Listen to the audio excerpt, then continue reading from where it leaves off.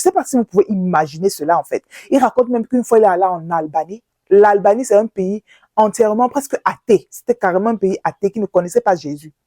Donc, quand il est allé en Albanie, il avait carrément loué un stade de plus de 20 000 personnes. Imaginez-vous à l'époque, hein, un peu quand vous voyez un peu, imaginez un peu pour vous là dans la tête, un peu Kanguka. Quand Kanguka vient même au Cameroun ou va dans n'importe quel pays en Afrique, là, vous voyez comment tout est pack.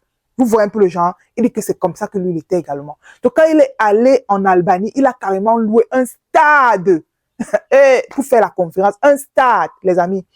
Et en Albanie, il y avait une seule chaîne de télévision. Il n'y avait aucune autre chaîne de télévision. Au point où la chaîne de télévision a carrément bloqué 2 heures de temps pour couvrir l'événement. Il a parlé de Jésus.